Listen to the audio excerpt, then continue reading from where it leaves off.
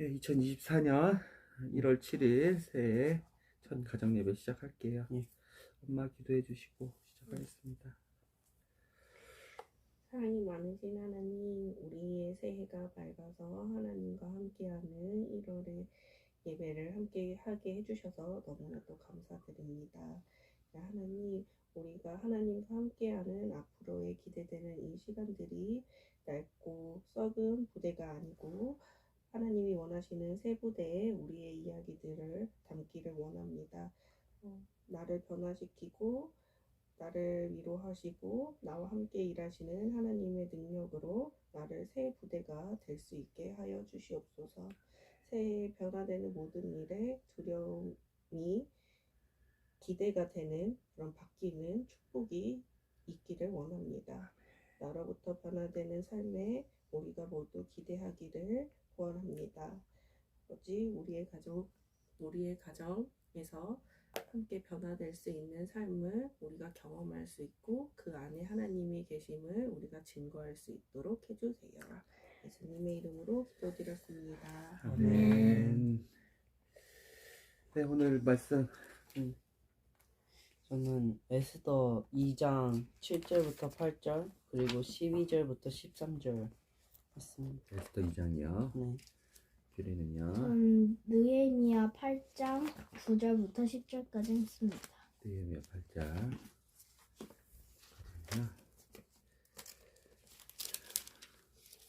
네, 그러면 각각의 에스더가 느헤미야에 나타난 예수님 생각해보고 그리고 형교 교리의 복음을 우리가 또 배워보고 어떤 정해가지고 가정 예배를 합시다. 네, 형교부터. 저는 제목으로는 예배를 소리 들이지 말자입니다.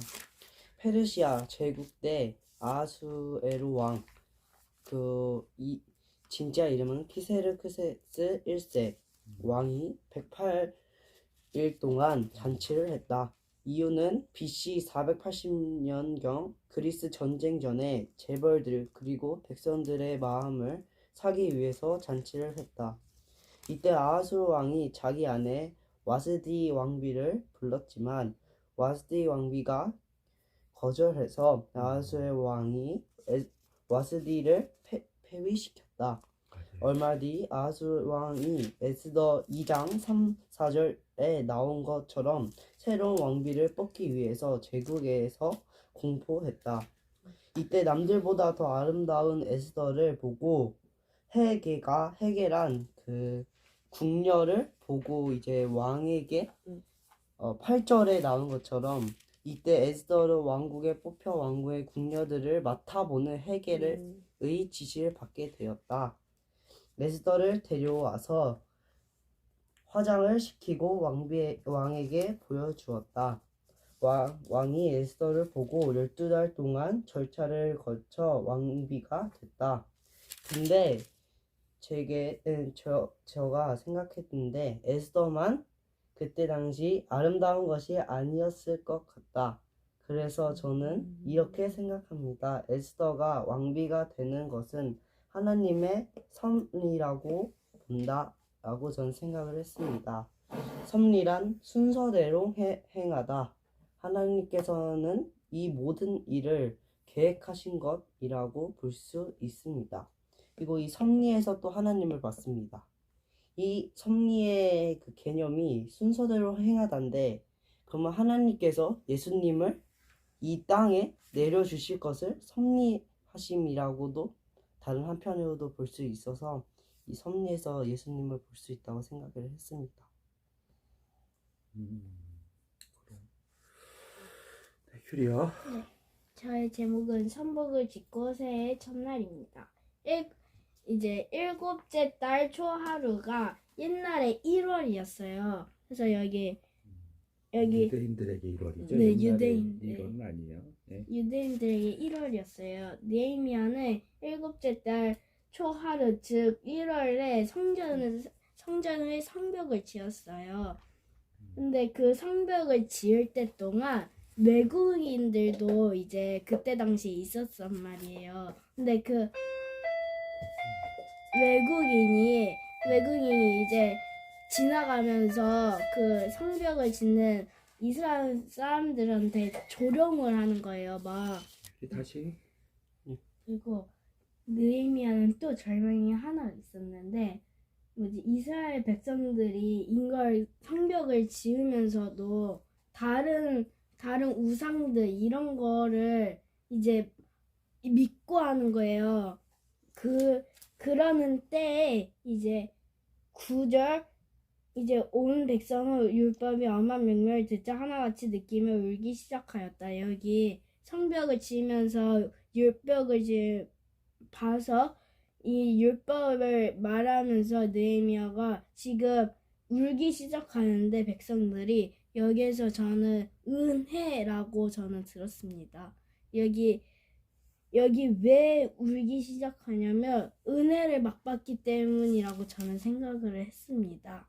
왜냐면 은혜가 있어서 자기들의 그 죄와 이런 게 다 하나님과 그런 만나는 회개. 것들이 회개가 이제 은혜라고 생각해서 저는 여기에서 예수님을 발견했습니다.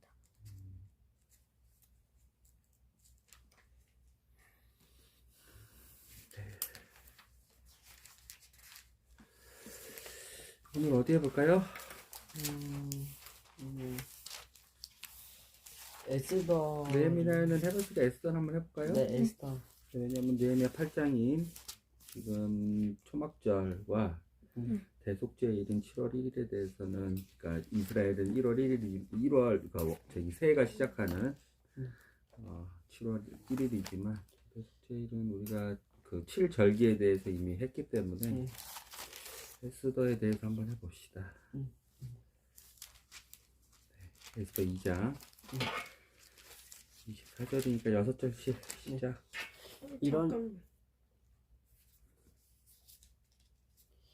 이런 일이 있는지 얼마 뒤에 아하수에로 왕의 분노도 가라앉게 되었다. 그러자 왕은 와스디가 다시 생각났고 와스디에게 내리쳐 벌이 마음에 걸렸다. 왕을 모시는 시종들이 그런 낌새를 알아채고 이렇게 지연하였다. 이 나라에서 임금을 모실 젊고 예쁜 처녀들을 뽑는 것이 어떤지요? 임금께서 이 제국의 모든 지방에 간선관들을 세우시고 젊고 아리따운 처녀들을 모두 뽑아 수산 궁중으로 보내게 하십시오. 그리고 그들을 궁녀들을 맡아 보는 임금의 내시 해계에게 맡겨두고 온갖 화장품을 주어 그들의 아름다움을 가꾸게 하십시오. 그런 후에 임금의 마음에 드는 처녀를 골라 와스디 대신에 왕후로 삼으십시오. 왕은 이 제안을 좋게 여기고 그대로 하라는 지시를 내렸다. 그때 수산 도성에는 모르드게라는 유다 사람이 살았다. 그는 베냐민 지파에 속한 야일의 아들로 할아버지는 시므이이고 증조부는 기스였다. 모르드게는 바벨론 왕 느부갓네살이 유다 사람들을 여고냐 왕과 함께 예루살렘에서 포로로 끌고 왔을 때 함께 잡혀왔었다. 그에게는 에스더라고도 하고 하다사라고도 불리는 사촌 누이가 있었는데 그녀는 인물도 곱고 용모도 아름다웠다. 그의 부모가 일찍 죽자 모르드게가 그를 양녀로 삼아 키웠다. 왕의 칙서가 반포되자 많은 처녀들이 수상궁으로 뽑혀왔다. 이때 에스더도 왕궁으로 뽑혀와서 궁녀들을 맡아보는 해계의 지시를 받게 되었다. 에스더는 처음부터 해계의 눈에 띄어 그의 호의를 받았다. 해계는 급히 서둘러 에스더에게 온갖 화장품과 좋은 음식을 마련해 주었고 궁궐에서 7시녀를 뽑아 그녀에게 붙여 시중 들게 하고 후궁에서 가장 좋은 곳에 머물도록 하였다. 그런데 에스더는 자신의 민족과 친척 관계를 전혀 밝히지 않았다. 모르드게가 이미 에스더에게 그렇게 하도록 일러두었기 때문이다. 모르드게는 에스더가 잘 지내는지 일이 어떻게 되어가는지 궁금하여 매일 후궁들 앞을 서성거렸다. 처녀들은 12달 동안 목단장을 한 후에 아하수에로 왕 앞에 나아가게 되어 있었다. 6달 동안은 규정에 따라 몰약 기름으로 몸을 가꾸고 나머지 6달 동안은 온갖 향수와 화장품으로 몸을 다듬었다. 처녀가 왕 앞에 나갈 때에는 의복과 장식품을 마음대로 골라서 미모를 갖추고 후궁에서 대궐로 들어갔다. 처녀들은 저녁에 대궐로 들어가서 다음날 아침에 왕의 후궁들을 돌보는 넷이 사아스가스가 관리하는 별궁으로 갔다. 이렇게 되면 왕이 특별히 호감을 갖고 다시 부르지 않는 한 다시는 왕을 만날 수 없었다. 마침내 모르드게의 숙부 아비하일의 딸이자 모르드게의 양녀로 자란 에스더가 왕에게 나아갈 차례가 되었다. 에스더는 의복이나 장식품을 따로 고르지 않고 궁녀들이 맡아보는 넷이 헤게가 주는 것만 받았다. 그런데도 에스더를 보는 사람들은 사랑스러운 모습에 모두 감탄하였다. 에스더가 왕의 친전에 불러간 것은 아하스로 왕 7년 10월 곧 데벳월이었다.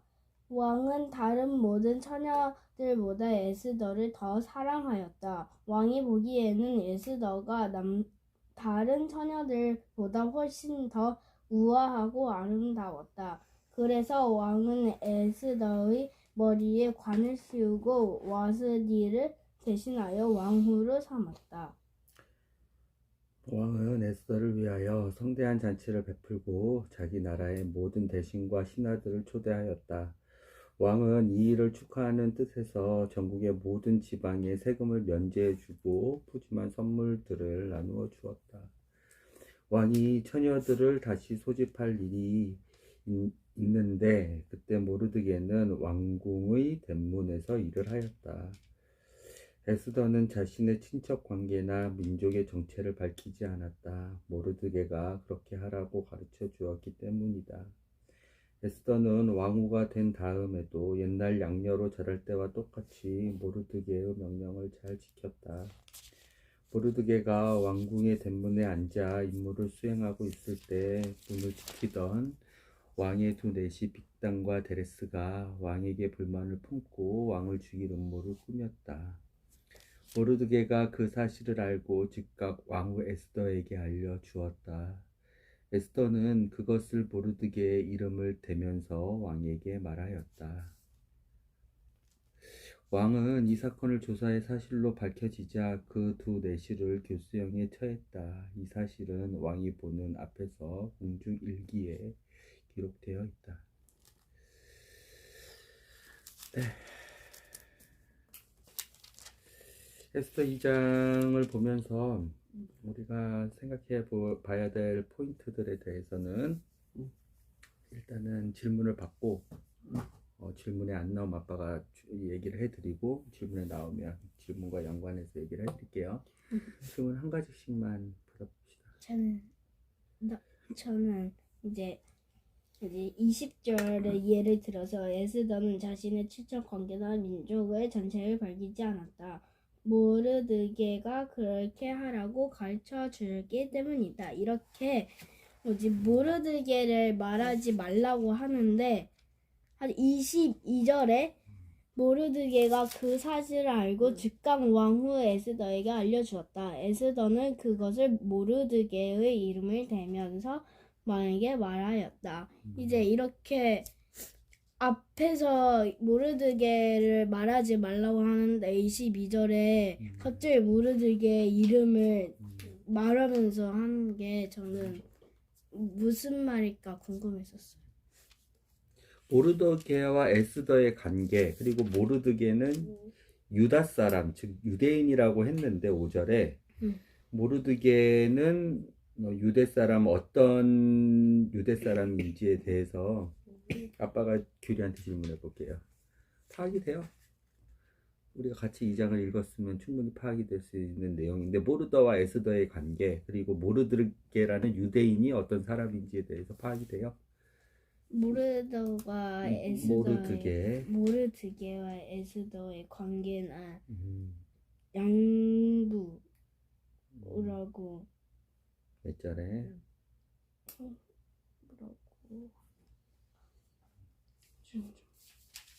실제로 그 그렇죠. 양녀를 삼아 키웠다. 그렇죠. 친 엄마 아빠가 아닌데, 친 부모님이 아닌데, 그렇죠. 딸을 삼은 거죠. 양녀가 양 딸이죠. 그렇죠. 왜 그렇게 됐어요? 일찍 죽어서 부모가. 그런데 그 부모하고 모르드게의 관계는 어떤 관계였어요?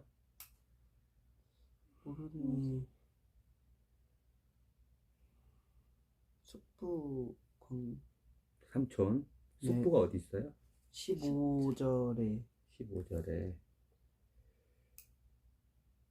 모르드게의 숙부 아비가일의 딸이자 모르드게의 양녀로 자란 아비하일의 딸. 그러면 모르드게의 숙부가 아비하일이고, 그렇죠? 그 아비하일의 딸이 양녀면 친척 관계죠. 그렇죠. 그래서 7절에도 그렇게 써있네요. 그에게는, 즉 모르드게에는 에스더라고도 하고 하다사라고도 불리는 사촌 누이. 그렇죠. 이렇게 돼 있네요. 네. 즉 정확히 어떤 몇 촌이에요. 친척이면. 사촌이라고 써 있는데요. 이게 이렇게 보면 되게 번역이 이상하게 보이는데, KJV로 아빠가 7절을 다시 읽어볼게요. 네. 그가, 즉 모르드게가 네. 자기 삼촌의 딸 하다사, 삼촌의 딸, 이렇게 해석이 돼야지 좀 이해가 쉽죠. 왜냐면 7절 지금 현대인의 성경으로 보면, 현대어 성경이죠.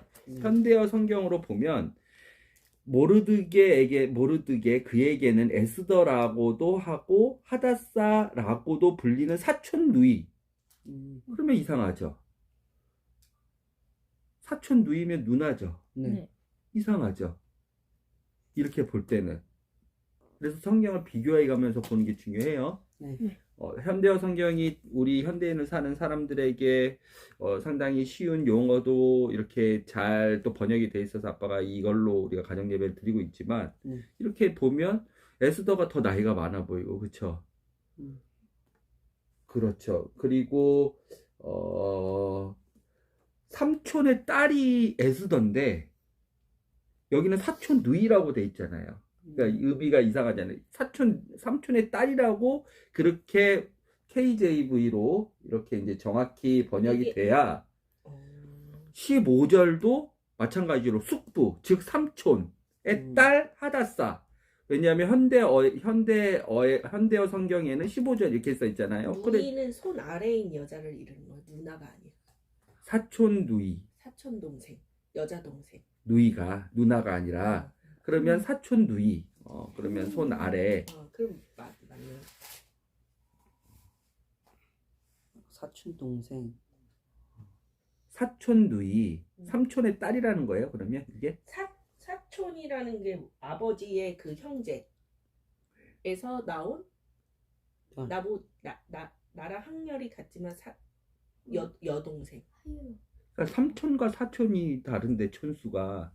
삼촌의 딸이니까 사촌이 되는 거야. 삼촌의 딸이니까 한 촌 더 내려가서 사촌 사촌. 누이. 오케이. 그러면 삼촌의 딸이네요. 네. 그리고 누이가 뭐라고요 아까? 누이가 이제 손보다. 여잔데 나보다 손 아래. 손 아래를 다 네, 누이라고 누이라고 할 수 있네요. 그러면 형제한테는 규리가 누이네요. 네. 오케이. 그러면 헬린달. 너무 어려워요. 맞아. 헬린달. 헬린달림에서도 누이라고 표현하지. 그렇죠. 동생. 그러면 사촌의 모든 손 아래인 사람들 다 여자는 누이라고 할 수 있는 네. 거네요. 그리고 사촌, 즉 삼촌의 딸이 맞습니다. 모르드게와 저기 하다사는 즉 에스더는 사촌이 맞고, 맞아요. 그리고 모르드게와 아비하일은 그치. 그 삼촌이 맞아요. 맞네요. 그렇게 역시 현대어 성경이에요. 아빠가 이 성경책을 사랑하는 이유가 있어요. 근데 아빠 되게 헷갈렸어요. 사촌 누이라고도 하면 그쵸? 모르드게와 그 저기 에스더는 친척 관계인 그쵸? 사촌 관계고, 그리고 모르드게와 아비하일은 삼촌 관계에 있네요. 바로 삼촌이면 삼촌이면 아버지의 뭐예요? 형제. 형제인 거죠. 그렇죠. 아버지의 형제가 삼촌인 거죠. 아버지. 그렇죠. 아비하일의 조카는 모르드게네요. 그렇죠. 모르드게 아빠와 아비하일이 형제인 거지. 그렇죠. 그리고 모르드게는 아비하일한테는 조카인 거고. 맞아. 그렇죠. 이렇게 그러면 7절 15절을 보니까 다 이해가 됐네요. 그렇죠. 모르드게와 아비하일 저기 에스더는 사촌 관계다. 사촌. 이해가 되죠. 네. 그리고 모르드게는 아비하일의 즉 모르드게 아버지의 조카다. 이해가 되죠. 그러면 둘이는 친척, 되게 가까운 친척. 왜냐하면 사촌들 많이 있죠. 우리 저희 사촌들 우리 설날이나 추석 때마다 만나는 사촌들 그 관계를 이러면 얘기 안 해도 되지만 그 정도로 가까운 관계고, 또 모르드게는 어떤 사람이었어요? 유다 사람이라고 불리던 네. 대문을 지켰는데 5절에 이제 오전에- 베냐민 지파인 속에 베냐민 지파 사람이죠. 네. 즉 그러면 베냐민 지파 안에 속했죠, 모르드게가. 그러면 거기에 모르드게의 삼촌인 아비하일, 즉 15절에 나온 아비하일, 아버지의 저기 그 형제인 아비하일은 네. 무슨 지파예요? 유대 베냐민 지파. 베냐민 지파죠. 에스더는 그래서 무슨 지파예요? 베냐민 베냐민. 지파. 베냐민 지파죠. 그런데 기스라고 많이 들어보지 않았어요? 증조부 기스. 기스. 어, 기스. 그는 베냐민 지파에 속한 야일의 아들. 그러면 야일이 있고 그 다음에 기스. 아비하일이 있고 그 둘은 형제 관계네요. 이해가 되죠? 그쵸? 야일의 아들로 할아버지는 시므이고, 시므이 그 위에 증조부인 기스는 많이 들어보지 않았어요? 기스는 누구예요? 베냐민 지파 기스의 아들 사울 왕이 있죠. 잠깐만요. 아빠가 이거 찾아볼게요. 그래서 이게 여기 또 나왔던 걸 기억하는데 9절에. 9절에 어디요? 아니 9절 말고 이거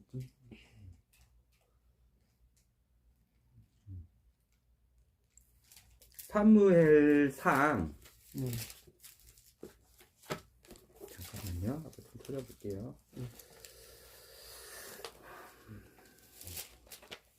기스의 아들 사울이거든요.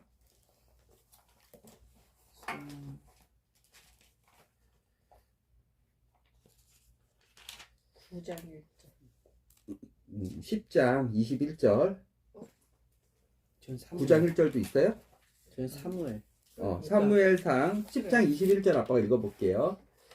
10장 20절. 사무엘이 이스라엘 모든 지파를 가까이 오게 하였더니 베냐민 지파가 뽑혔고, 이건 사울 왕을 지금 저희 하나님이 선택한 사람을 제비뽑기 하는 과정이에요. 네. 초대왕, 이스라엘의 초대왕. 네. 그가 베냐민 지파를 그들의 가족대로 가까이 오게 하였더니, 누가? 즉 사무엘이 베냐민 지파가 뽑혀서 베냐민 지파 사람들, 이제 베냐민 지파 사람들만 앞으로 나와야 돼. 하였더니 마드리의 가족이 뽑혔으며 기스의 아들 사울이 뽑혔으나, 그래 여기는 마드리의 가족 안에 또 기스가 있고 그 기스의 아들이 사울이었죠. 9장 1절도 한번 볼까요? 예, 9장 1절도 한편 기스라는 이름을 가진 베냐민 사람이 있었는데 그는 아비엘의 아들이요 스롤의 손자요 베로랏의 증손이요 아비야의 사제손으로 베냐민 족속이며 능력이 있고 강력한 자더라. 기스라는 이름의 그 사람이 있었는데 그 사람은 아비엘의 아들이래요. 그 사람은 아비엘의 아들이래요. 아비엘. 그다음에 아들. 2절에 바로 넣어. 기스에게 아들이 있었는데 그의 이름은 사울이며 그는 준수한 젊은이로 잘생겼더라. 네, 기스의 아들이 사울이죠. 네. 그러면 기스의 아버지가 누구예요? 기스의 아버지가 아비엘이죠. 아비엘. 이 아비엘과 아까 얘기했던 야힐. 왜냐하면 증조부죠. 기스는 모르드게의 증조부죠. 네. 증조부는 뭐예요? 할아버지의 할아버지죠. 네. 네. 그렇죠. 증조부는. 네. 그러면 어떻게 되는 거예요? 음. 할아버지가 기스면 네. 할아버지 즉 증조부가 기스면 네. 그쵸. 아빠가 좀 여기 써볼게요. 네. 여기를 한번 봐보세요. 자, 모르드게가 있고요. 네. 그쵸. 음. 그 위에 누가 있어요? 야일이 있죠. 예. 어? 야일의 아들인 에스더 2장 5절에 야일이 있잖아요. 그쵸. 네. 야일이 있죠. 그쵸. 네. 여기에 형제로 아비하일이 있죠. 네. 그쵸. 여기에 딸이 에스더죠. 에스더. 그렇죠. 네. 여기는 그래서 삼촌 관계고 여기 사촌 여기는 관계. 사촌 관계인 거죠. 그래서 그쵸. 그럼 그 위로 올라가 볼게요. 시므이. 시므이가 있나요? 네. 할아버지가 시므이죠. 네. 할아버지가 시므이. 그쵸. 에스더 네. 2장 5절에 그쵸. 네. 그 위에 기스. 기스가 있는 거죠. 그렇죠. 네. 그러면 기스가 있고 그렇죠. 네. 시므이가 아들인 거죠. 네. 네. 그 기스의 다른 아들이 누구인 거예요? 사울. 이 사울인 거죠. 그러면 되는 거죠. 네. 그리고 그 위에 기스 아까 아비엘. 사무엘상 9장 아비엘. 아비엘 맞죠? 아빠가 그 위가 아비엘인 거죠. 그쵸. 네. 그 위가 아비엘인 거고 그쵸. 그 다음에 그 위가 스롤인 거고요. 그 위가 스루. 그렇죠. 음.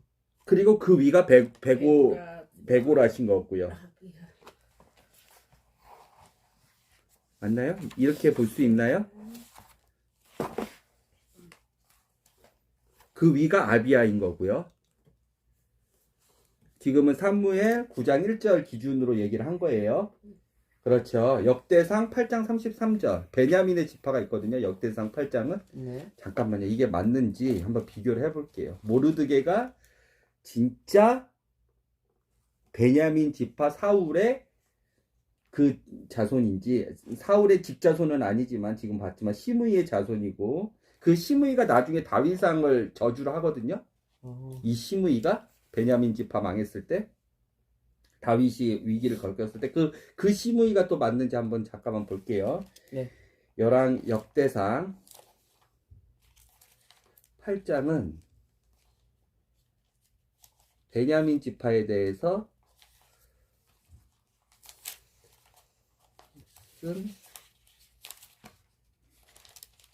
성경책이에요. 역대상 8장을 한번 읽어볼게요.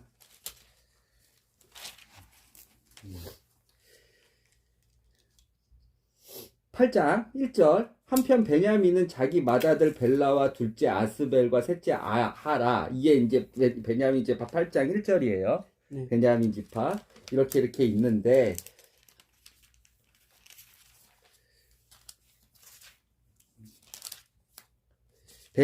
역대상 8장 33절. 넬은 기스를 낳고 기스는 사울을 낳고 사울은 요나달과 말기수아와 아비나답과 에스알, 우리가 잘 아는 사울의 네 아들을 낳았다. 이 넬이 아비엘이에요? 그러면 맞는 거거든요. 이 넬. 역대기상 8장 34절은 넬은 기스를 낳고 기스는 사울을 낳고 사울은 요나단을 낳았는데 이 넬입이 아비엘이면 왜냐하면 이제 두 가지 이름을 가질 수 있어요 이스라엘은. 그래서 이 넬은 사무엘상 14장 사무엘상 14장. 지금 모르드게의 족보에 대해서 우리가 보는 거예요. 네. 사무엘상 14장 몇 절?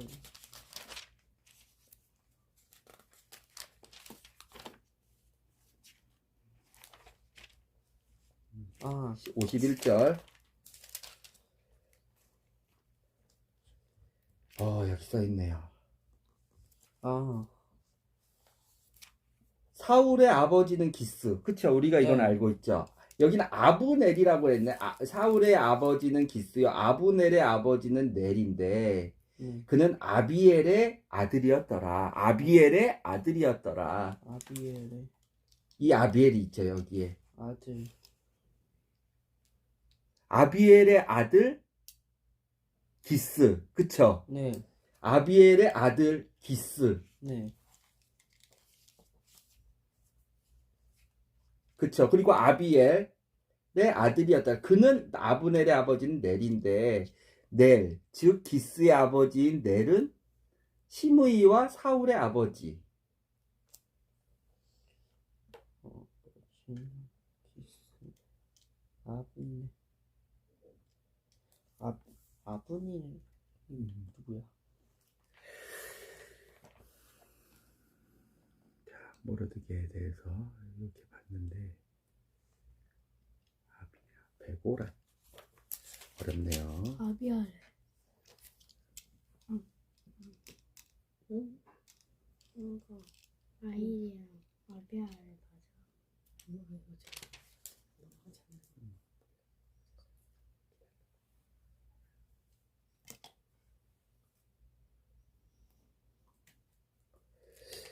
모르드게가 이 베냐민 지파는 확실한데 즉 사울이 사울 왕을 그 만든 즉 시므이의 즉 사울의 네, 그 형제인 시므이 그 자손인지를 지금 보고 있는데 지금 아비엘인 넬 그의 아들 기스는 맞는 것 같아요. 아빠가 봤을 때는. 모르드게는 사울 왕 지파인 시므이. 잠깐만 시므이에 대해서만 한 번 더 볼게요. 시브이. 아, 사무엘 상 보면 시므이가 나오거든요. 네. 사무엘상.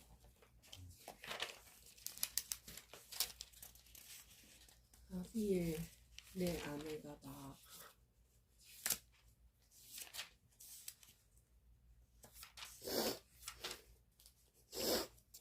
사울의 최.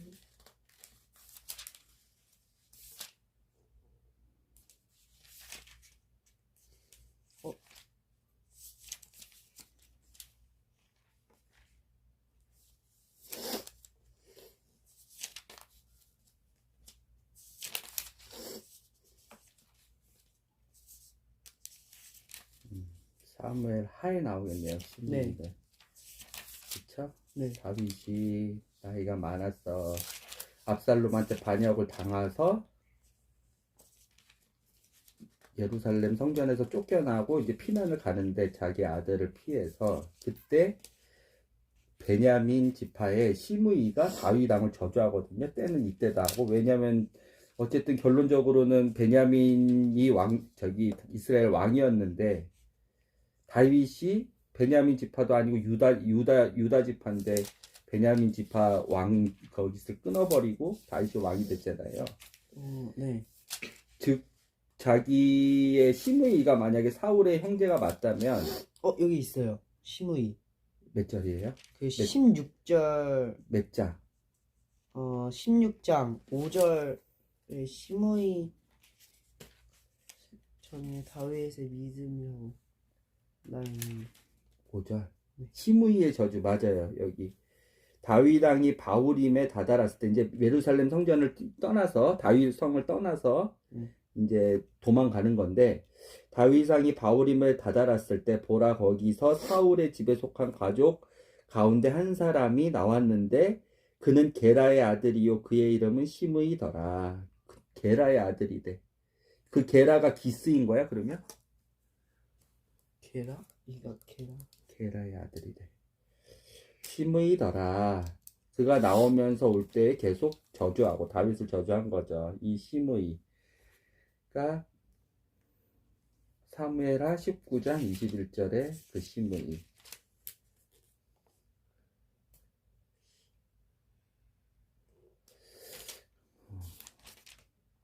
시므이. 근데 여기 잠깐만.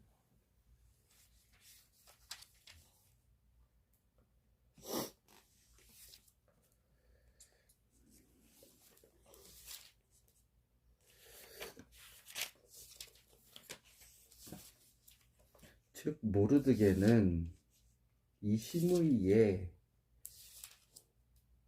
후손인 거예요. 그게 아빠가 가장 지금 찾아보고 싶은 내용인 거예요. 이 사람 즉 사울과 시므이의 아들인 야엘과 아비아일, 기스의 아들이 시므이와 사울,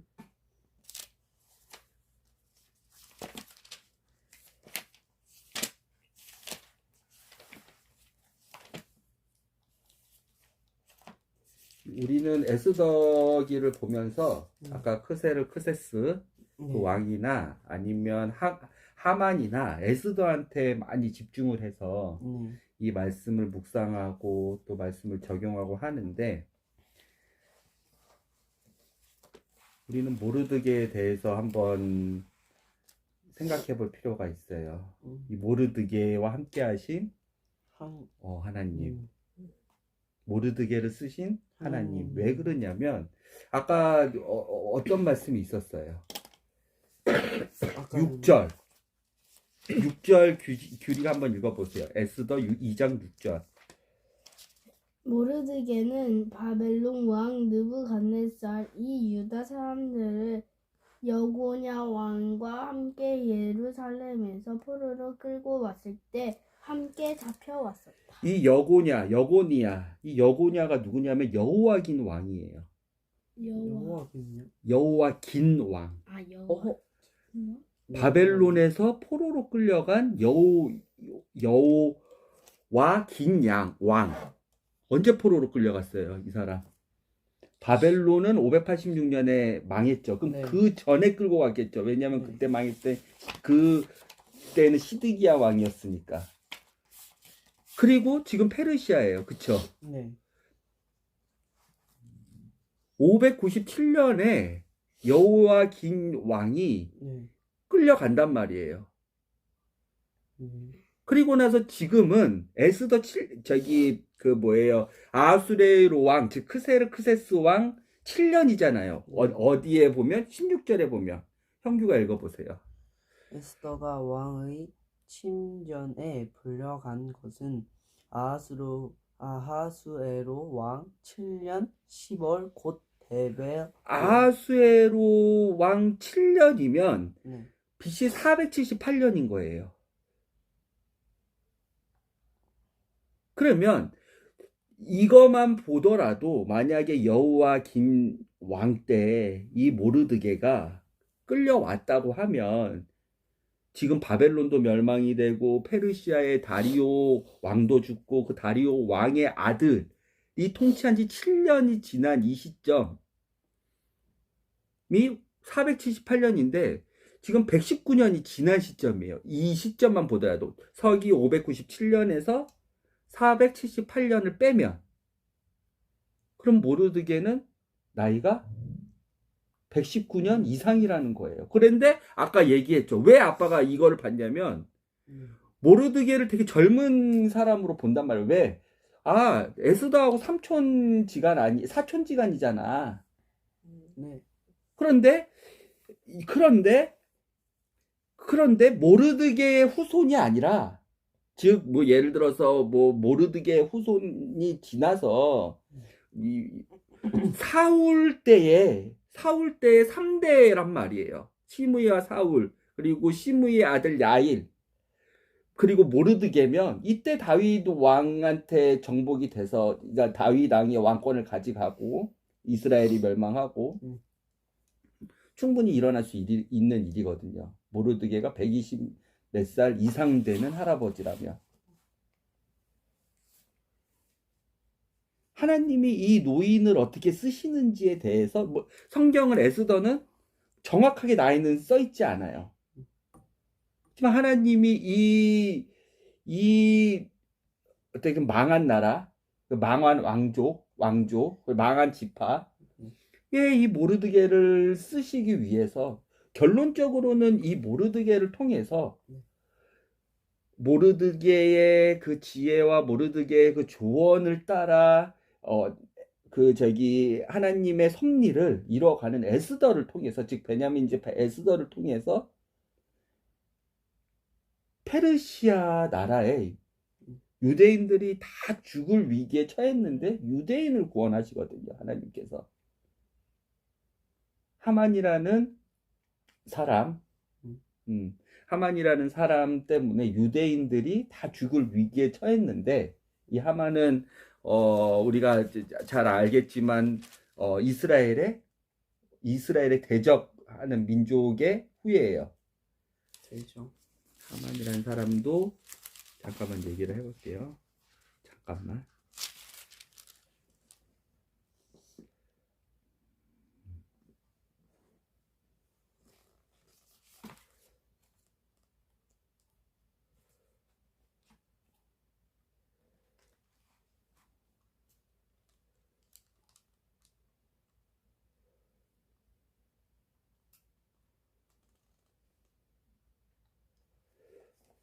아각 사람 하만 3장 1절에 바로 나오거든요. 그리고 3장 7절에 바로 나오거든요. 우리가 2장까지 읽었잖아요. 이 일이 있었어. 모르드게, 이 아가 규리의 질문으로 다시 돌아가 보자면, 모르드게와 에스더는 그 아버지의 딸일 만큼, 그리고 양녀, 그 양아버지로 키울 만큼 상당히 둘은 관계가 친밀했지만 그 관계를 감췄어. 그렇죠. 그리고 에스더가 자기의 남편 크세르크세스, 아하수에로 왕, 페르시아 왕이죠. 네. 이땐 바벨론도 멸망시키고 고레스가, 그리고 나서 이미 고레스, 그 다음에 캄비세스 2세, 그리고 다리오, 그리고 크세르크세스까지 해서 페르시아만 왕이 4번이나 바뀔 시기가 지날 정도로 오래 페르시아가 지금 그 바벨론 제국을 멸망시키고 다 페르시아가 다스리고 있는 그 당시에 최강 국가였는데, 그 크세르크세스 자기 남편한테 모르드게가 양아바가 아니고 모르드게라는 사람이 문에서 그 나쁜 내시 2명이 반역을 했는데, 빅단과 데레스가 반역을 했는데 모르드게라는 사람이 이것을 처리했어요라고 에스더가 얘기를 했단 말이에요. 그 관계를 다 숨기고. 그렇지만 아하수에로는 몰랐지만 모르드게와 그 다음에 에스더는 알고 있었죠. 그렇죠? 네.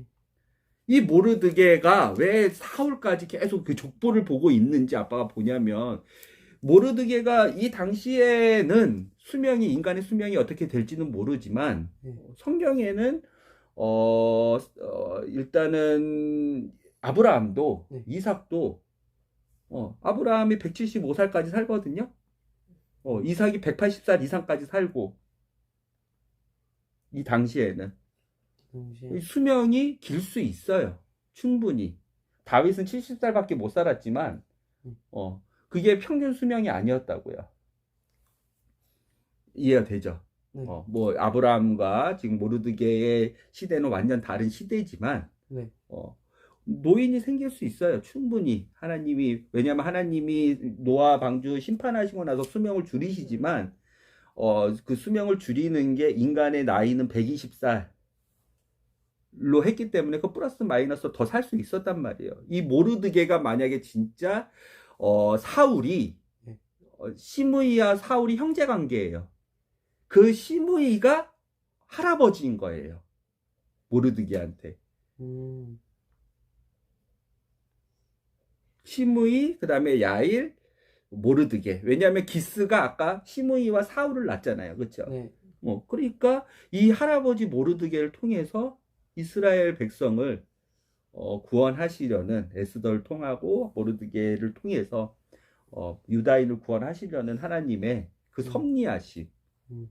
그 목숨까지 연장시키면서 또 왕을 만나기 위해서 들어가는 그 문에서 일하게 하면서 이렇게 하나님이 준비하시고 모르드게가 만약에 진짜 기스의 그 아들인 시므이와 사울의 그 시므이가 할아버지라면, 모르드게 할아버지라면 그 수명까지 연장시키면서 종으로 바벨론에 여호와긴 왕하고 597년에 같이 끌려갔지만 바벨론 땅도 멸망하고 페르시아 땅까지 이렇게 멸망하면서 계속 살아나면서 이렇게 베냐민 지파가 하나님의 도구로 쓰였다면, 그래서 이제 한번 저걸 본 거예요. 상당히 오랜 기간이잖아요, 그렇죠? 597년에 여고냐, 즉 여호와긴 왕이 그 느부갓네살 2세한테 끌려가고 나서, 그렇죠? 바벨론의 사람들 다 끌고 갔잖아요. 3차에 끌고 가서 두 번째 끌려간 사람이 그 모르드게라면, 왜냐하면 에스더 2장은 이렇게 얘기하잖아요. 아빠가 이걸 좀 유심히 보니까 2장 5절 6절 다시 한번 읽어볼게요. 이 모르드게가 그때 수산 도성에 모르드게라는 유다 사람이 살았다. 그는 베냐민 지파에 속한 야일의 아들로 할아버지는 시므이고 증조부는 기스였다. 이 기스는 이제 우리한테 친숙하죠. 모르드게는 바벨론 왕 느부갓네살이 유다 사람들을 여고냐 왕, 이 여호와긴 왕, 597년에 끌고 간 여고냐 왕과 함께 예루살렘에서 포로로 끌고 왔을 때 함께 잡혀왔었다. 모르드게가 잡혀왔다는 거잖아요. 네. 모르드게 후손이 잡혀서 모르드게가 지금 페르시아에서 계속 애를 낳아가지고 뭐 한 게 아니라, 그쵸? 네. 이 모르드게 잡혀왔다는 거잖아요. 그러면 이 사람이 그 차이가 아빠가 계산을 해보니까 여호야긴 왕이 바벨론 때 끌고 간 때가 597년이고 그 다음에 아수레로 왕의 7년 차면 478년이란 말이에요. 478년이란 말이에요. 그러면 빼면 119년이에요. 119살보다 더 늙은 모르드게 이 베냐민 지파 사람이 에스더라는 딸을 통해서 이렇게 구원하셨냐. 이게 시므이가, 여기에 말하는 그 시므이가 사울의 형제라면 가능한 얘기거든요. 이 족보라면. 게라의 아들이. 네, 게라가 기스예요. 아비엘이 내리고. 그러니까. 네.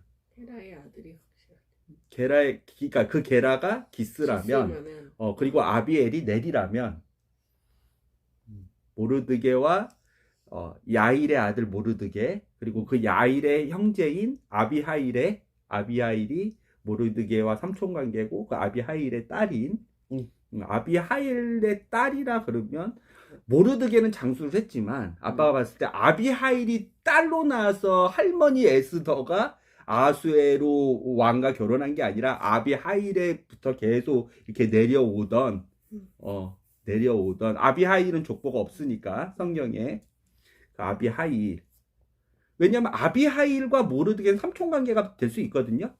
근데 아비하일의 자녀가 나서 젊은 아이가 그 엄마 아빠가 다 죽었으면 그 모르드게와 에스더는 삼촌 관계가 될 수 있거든요.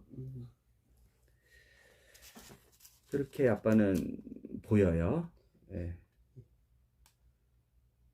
그거는 이제 이해가 됐죠. 아까 22절에 모르드게가 그 사실을 알고 즉각 왕후 에스더에게, 왜냐면 에스더하고 모르드게는, 그쵸, 문 하나 사이에 주고 받을 수 있었잖아요. 그쵸, 왕의 문을 지키는 일을 했던 사람이 모르드게였으니까. 그런데 내가 왕후 에스더와 양아버지 양딸 관계, 즉 친척 관계가 있어서 가는 게 아니라 그냥 왕한테 보고했는데, 에스더는 그것을 그냥 모르드게라는 사람이 자기 친척이라고 얘기도 안 하고 자기 양아빠라고도 얘기 안 하고 아수레인데, 모르드게라는 사람이 이렇게 빅단과 데레스라는 그 반역자 두 내시를 처단했습니다. 문 앞에서부터 잘 막았습니다. 라는 것을 에스더가 그렇죠. 아하수에로 왕한테 간택을 받고 나서 네. 아하수에로 왕한테 간택을 받고 나서 그냥 얘기하는 거예요. 자기에게 그 친족을 숨기고, 왜냐하면 모르드게가 숨기라 그랬기 때문에. 그렇죠. 그 사건이 페르시아 왕의 일기에 기록이 되었단 말이에요. 그 기록을 나중에 아하수에로가 보게 돼요.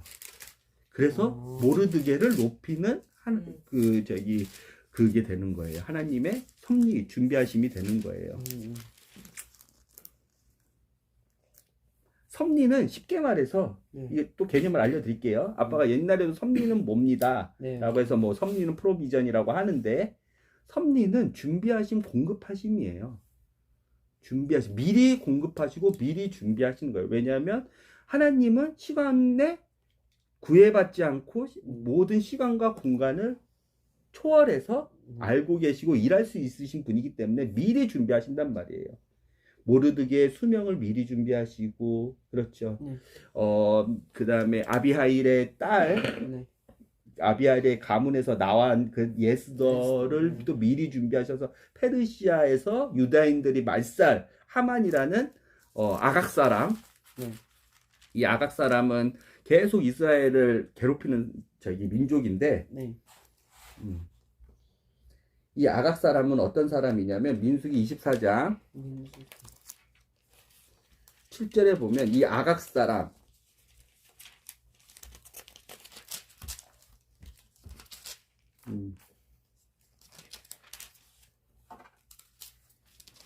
민수기 24장 7절에 이렇게 써 있어요.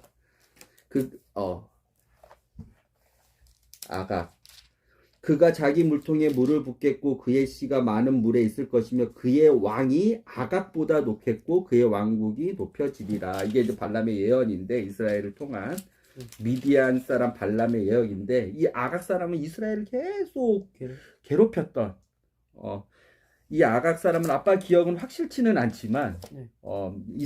이스라엘이 애굽에서 탈출했을 때, 네. 이스라엘 그 뒤에 애굽에서 탈출해서 광야를 지날 때 네. 이스라엘을 수탈하던 악한 민족이 있어요. 뒤에 뒤처지는 사람들, 약한 사람들이 뒤처지잖아요. 네. 그 사람들을 수탈하던 그 민족이 있어요. 약한 사람 그 뒤에를, 네, 그래서 싸웠었거든요. 여호수아와 모세가 여호수아를 통해서. 네. 아마 그 민족이었던 것 같은데 지금 기억이 잘 안 나는데, 그렇게 이스라엘을 괴롭히고 이스라엘의 약점을 잡고 악한 사탄의 도구였던 그 민족이 있어요. 그 아각 사람 하가. 예. 그 후에 네. 하만을 통해서 사탄은 또 이스라엘을 괴롭히죠. 왜냐하면 이스라엘은 메시아가 나와야 되잖아요. 구원자가 나와야 돼. 이스라엘의 구원자뿐만 아니라 온 인류의 구원자가 나와야 되잖아요. 그런데 그 구원자가 나와야 될 민족을 말살시키려고, 죽여버리려고, 메시아가 못 나오게 하려고 아예 말살시키려고 했던 사탄의 도구로 쓰였던 그 아각 민족. 사무엘상만 찾아볼게요. 그것도 하나님 미리 아시고 준비하시는 거예요. 섭리로 준비하시고 보호하시고 공급하시는 거예요. 우리한테는 그럼 어떻게 적용을 해야 되겠어요? 우리가 참 답답한 일들이 많죠. 힘든 일들이 많고 또 해결해야 될 문제들이 많죠. 맞아요. 여기 이 사무엘상 15장에 사울이 아각이라는 사람을 살리거든요. 이 아각이라는 사람은 사무엘이 사울한테 시켜요. 걔네들은 모세 때부터 우리 민족의 약점을 잡고 우리를 핍박하고 우리를 약탈하고 한 민족이니 모두 다 진멸하라고. 여기 있네. 아말렉. 이거 꼭 기억하세요. 아말렉. 아빠가 사무엘상 15장을 읽어볼게요. 사무엘이 또한 사울에게 이르되 주께서 나를 보내사 왕에게 기름을 부어 자신의 백성 곧 이스라엘을 다스릴 왕으로 삼으셨으니 그러므로 이제 왕은 주의 말씀들의 음성에 귀를 기울이소서. 군대들이 주께서 이같이 말씀하시기를 아말렉이 이스라엘에게 행한 것, 즉 이스라엘이 이집트에서 올라올 때에 아말렉이 길에서 숨어 그를 기다린 일을 내가 기억하나니 지금 가서 아말렉을 쳐 그들이 가진 모든 것을 진멸하고 남기지 말며 남자와 여자와 어린 아이와 젖먹이와 소와 양 낙타와 나귀를 죽이라 하시나이다 하며 사울이 백성을 함께 모으고 들라임에서 그들의 수를 세어보니 보병이 20만 명이요 유다 사람이 10,000명이더라. 사울이 아말렉의 도시로 가서 골짜기에 숨어 기다리다가 사울이 겐 족속에게 이르되 가라 떠나라 너희는 아말렉 족속 가운데서 떠나 내려가라. 내가 그들과 함께 너희를 멸할까 염려하노라. 이스라엘의 모든 자손이 이집트에서 올라올 때 너희가 그들에게 친절을 베풀었느니라. 아니 이에 겐 족속이 아말렉 족속 가운데서 떠나니라. 사울이 내가 하윌라를 떠나 이집트 맞은편에 있는 수르로 갈 때 만나는 아말렉 족속을 쳐서 아말렉 족속의 왕 아각을 아다. 이 나쁜 놈이란 말이에요. 계속 이집트 때 핍박했던 것, 그쵸? 그리고 사사기 때, 그리고 그 왕이 이스라엘 왕이었을 때, 이 아말렉이라는 족속이 계속 이스라엘을 핍박했던 것. 이게 핍박이 이때가 BC 1000년 전인데, 지금 500년이 지난 이때까지도 이 아말렉의 아각을 통해서, 아까 몇 년이라고 했죠? BC?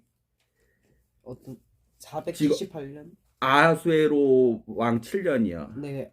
478년. 478년 지금까지도 계속 이스라엘 민족을 죽이려고 사탄의 아직도 하구나. 아직도 하고 있는 거예요. 이 아말렉 아각이. 그렇죠. 근데 사울은 이거에 대해서 순종을 하지 않았죠.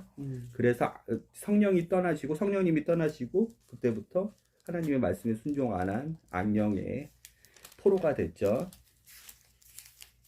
다 아말렉을 진멸하지 않았어요. 그때 사울이 아말렉을 다 진멸하였다는 사무엘 말과 하나님의 말씀에 순종해서 아마 500년 뒤에 에스더 모르드게가 이런 그 위기를 걷지 않았을 거예요. 그래서 하나님은 아마 이 사울의 집을 들어서 쓰시는지도 모르겠어요. 만약 그 사울의 형제인 시므이의 아들인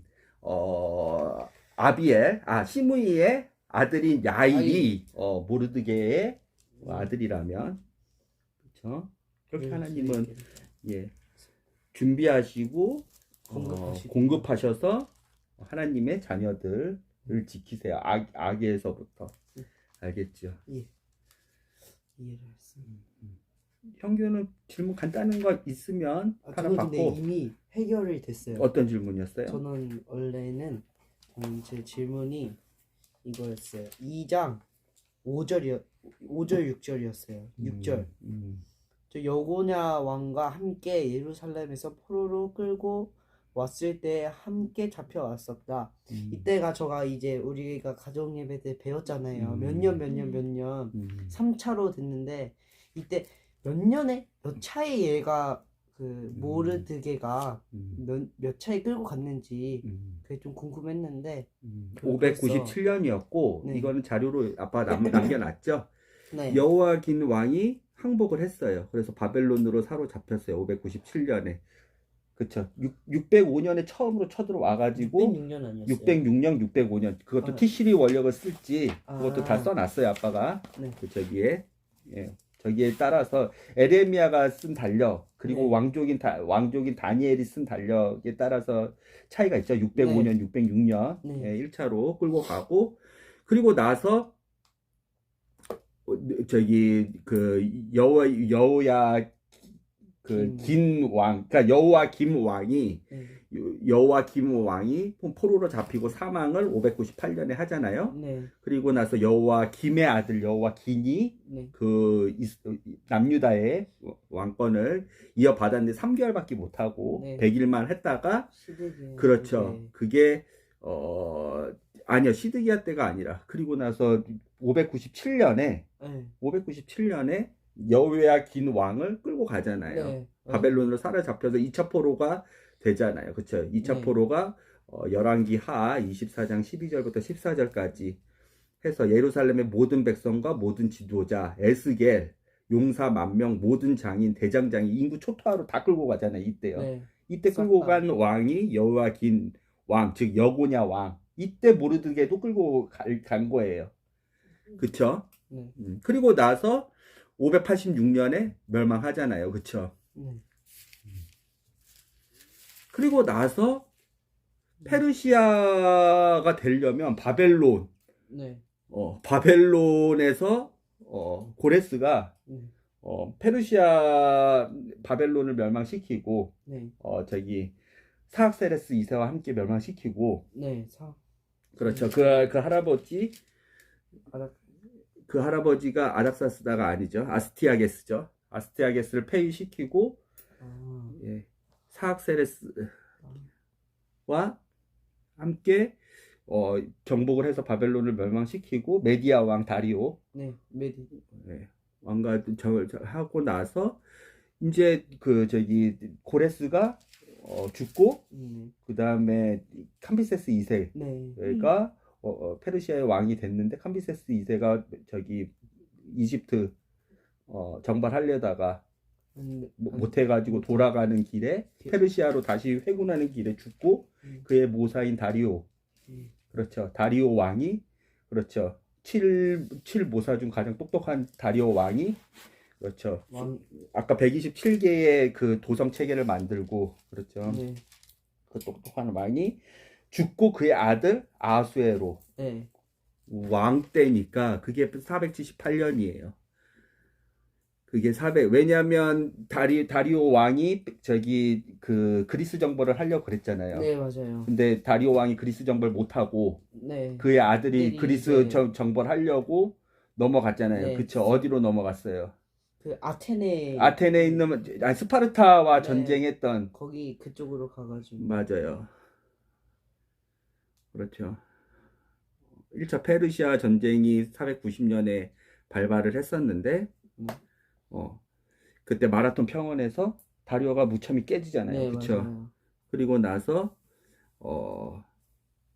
480년에 네. 아하수에로 왕이 그리스 정벌을 위해서 원정을 나섰죠. 2차 페르시아 전쟁이 페르시아 대 우리 잘 아는 300 레오디아스 네, 재밌.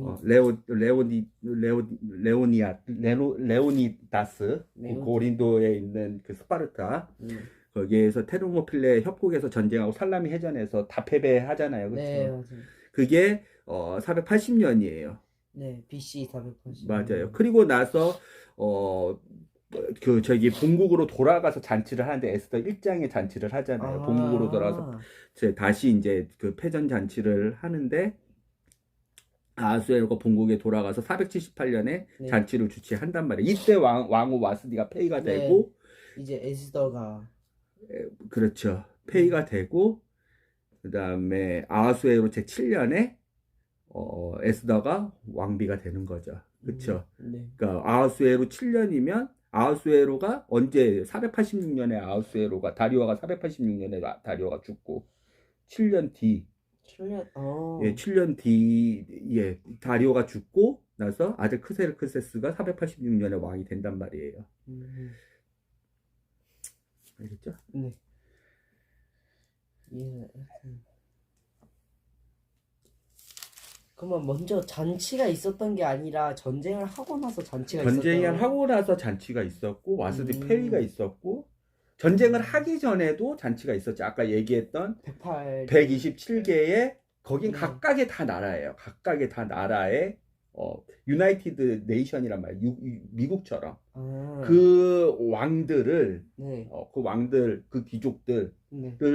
그 저기 그 다 불러 모아가지고 네. 너네는 몇 명 보내고 너네는 몇 명 보내고 너네는 몇 명 보내고 그런 것들을 다 조율하기 위해서 그리고 협조를 구하기 위해서 페르시아 왕이 다 불렀단 말이에요. 그리고 나서 떠났었죠. 저기 테르모필레 전쟁 살라미 해전 전쟁의 그 군사를 수행하고 그거 지고 나서 와가지고 한 번 더 했구나. 와가지고 잔치를 베풀었단 말이에요.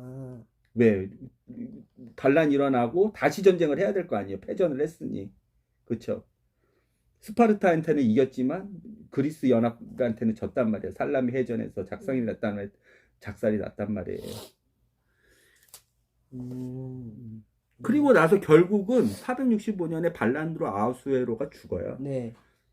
그리고 그의 아들 아닥사스다가 왕이 되고 아닥삭스가 그때가 이제 그러니까 와스디가 폐위가 되고 나서 저기 에스더가 저기가 된 게 왕비가 된 게 478년이란 말이에요. 그러면 아까 597년이 네. 여호와 긴 왕과 같이 끌려온 모르드게가 이 에스더 2장 6절 말씀이 정확하게 성경대로 읽는다면 119년이 지났단 말이에요. 478년까지. 그럼 나이가 더 나이가 많다는 더 많다는 더 거죠. 많다는 거잖아요. 더 많다는 건데 하나님의 섭리하심으로 그 바벨론도 멸망하고 페르시아도 지금 왕이 4번이나 교체됐을 만큼 이제 해도 해가 됐는데 왕의 문을 지키는 그 자리에서 왕의 문을 지킴으로써 반란을 또 막고 그런 것을 다 하나님께서 계획하시고 나서 아말렉이라는 이스라엘의 사탄의 이제 메시아를 죽이려고 쓰는 그 나쁜 민족 하만 그 민족을 대항해서 하나님께서 이렇게 준비를 하시는 거예요. 시간과 공간과 사람과 수명과 그 다음에 사건과 하나님께서 하나님의 자녀들을 이렇게 지키신다는 내용이에요. 그래서 그럼 우리는 두려워해야겠어요? 안 두려워해야 되겠어요? 그 메시지인 거예요. 하나님의 자녀된 베냐민 지파는 사울 때는 되게 치욕적으로 망했잖아요. 그쵸? 베냐민 지파는 치욕이잖아요. 왕이 나왔었는데 왕이 한 번만 하고 그냥 몰락한 지파야. 그런데 그 베냐민 지파를 사용해서 다시 구원하셔. 그것도 다윗 왕조가 다 멸망하고 나서 하나님의 일하심이 놀라운 거죠. 만약에 아까 얘기했던 사울과 시므이가 형제고 그 시므이의 그쵸? 아까 우리 족보 썼잖아요. 그래서 족보를 쓴 거예요, 아빠가. 맞아요. 그래서 족보를 쓴 거예요, 아빠가. 야일. 예.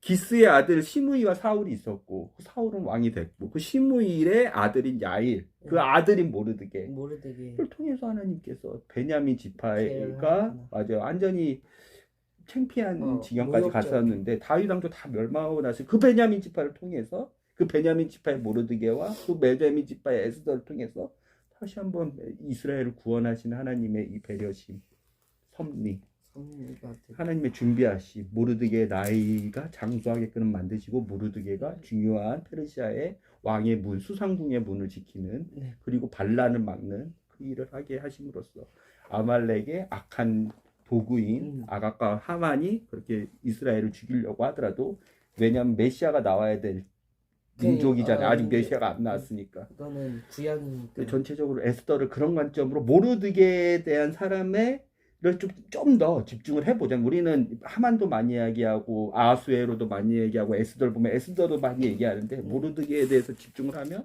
하나님의 섭리하심이 더 풍성하게 보이는 거죠. 알겠죠? 네. 이렇게 한번 봤어요 오늘 성경을.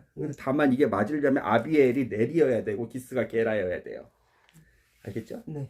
이름이 2가지인 경우가 있으니까 이름도 또 자주 바꾸니까 자주 이렇게 이름을 받을 수 있으니까 상황에 따라서 하나님께도 직접 받을 수 있고. 알겠죠? 네.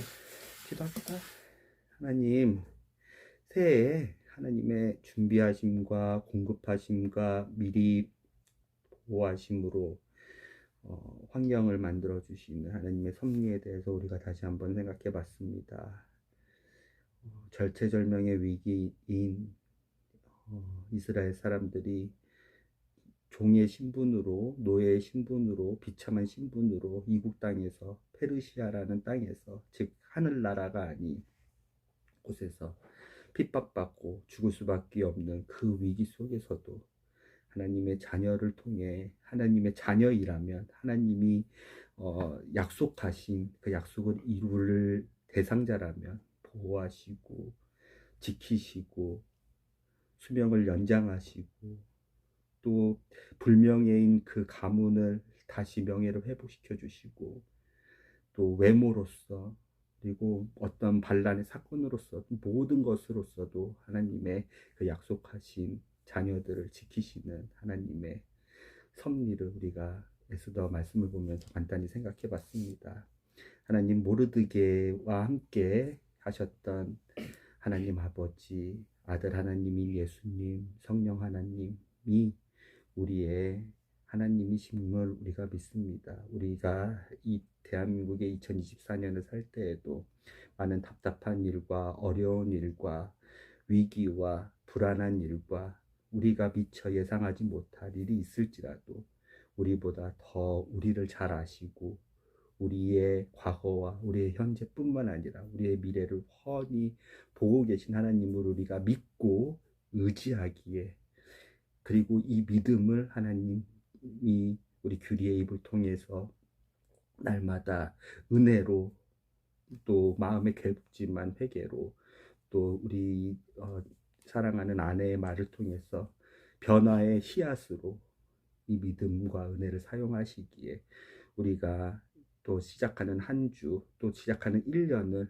또 이런 하나님을 의지함으로, 믿음으로, 우리의 힘만으로 살지 않고 우리의 지혜만으로 살지 않고 우리의 능력만으로 살지 않고 우리의 준비만으로 살지 않고 우리의 계획만으로 살지 않고 하나님을 의지하며 따르며 하나님의 준비하심과 공급하심과 하나님의 섭리를 감사하며 그것을 은혜로 우리가 든든히 살 수 있음을 고백합니다. 그래서 예수 그리스도의 복음은 우리에게 평안이요, 예수 그리스도의 복음은 우리에게 자유입니다. 이 자유를 가지고, 이 평안을 가지고 악한 일에 집중하지 않고 악을 가볍게 여기지 않고 죄를 가볍게 여기지 않고 하나님을 더욱더 기쁘시게 하는 것을 고민하고 이 좋은 하나님을 더욱더 우리의 주인으로, 우리의 구원자로, 우리의 아버지로 어떻게 하면 더욱더 기쁘게 하실지를 고민하는 여기에 모인 모든 사람들이 될 수 있도록 하나님 보호해 주세요. 우리를 위한 섭리가 있으신 하나님 정말 감사합니다. 예수님의 이름으로 기도드렸습니다. 아멘.